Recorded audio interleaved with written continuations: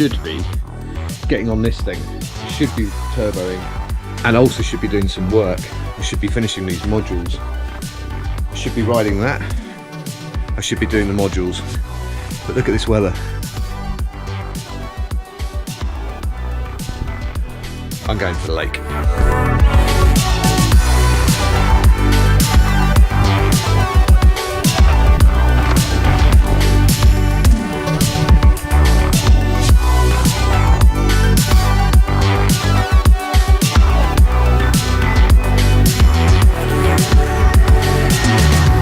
It's Monday evening and I just got back from teaching my last day over at Bath Uni.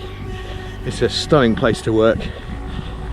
But on the way there I didn't watch them because I was listening to the first 10 of the vlogs that I posted that started about this time last year.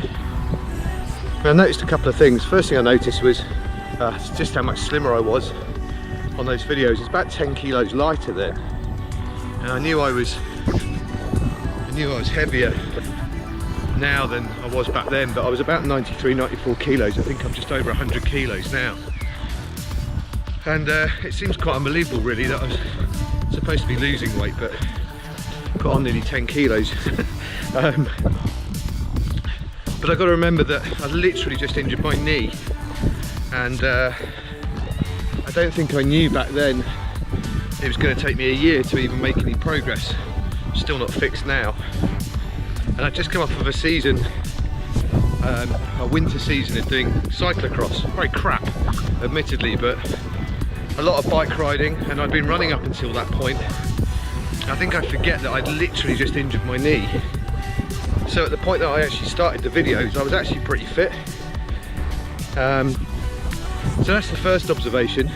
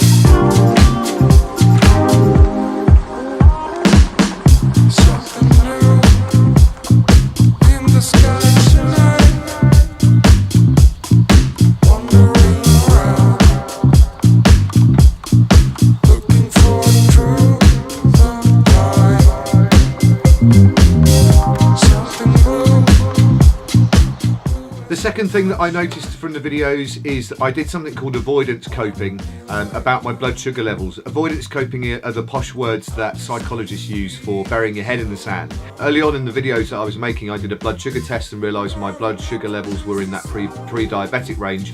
It actually had a big impact on me, and it was one of the drivers for me getting below 90 kilos. The only time I got below 90 kilos in this last year.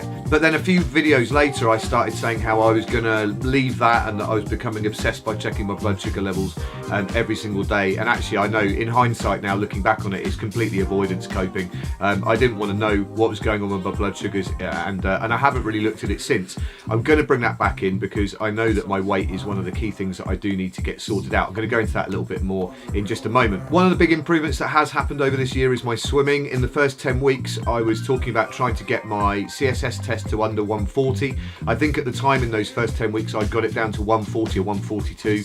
I had done quite a big block of swimming and felt that I was swimming quite well at the time. My CSS currently stands at 130, so it's considerably faster than I was a year ago. So that's one big bonus in terms of performance stuff that I have definitely achieved, and that has taken hard work, but it's also helped me psychologically because it's one thing that I could do with my knee not being in great form for riding and running, and also whilst carrying this extra weight. As a result of that, I'm going to try and do the 800 metre test that I wanted to try and break the time of in 2019. Over the next couple of weeks around the races that I've got in Cardiff and Swansea, I'm going to book out a lane and try and see if I can swim that 800 metre time that I had as a target. whilst working towards over the rest of the year, getting the weight off and making sure that I can do the TT time that I was hoping for the 10-mile TT on the R1017 course, and also trying to run under 21 minutes for 5k, maybe by the end of the year, perhaps in November or December. But that all kind of really hinges on me getting this weight off, which I know is becoming a primary concern for me. I have done a couple of runs this week that have not had any pain in my knee or my Achilles, which has been happening over the last couple of weeks, but I know from old now that that doesn't necessarily mean that I'm out of the woods. I know for sure that my knee is definitely in better shape than it was last year when we were in Lisbon and when I was running when we went to the Tour de France.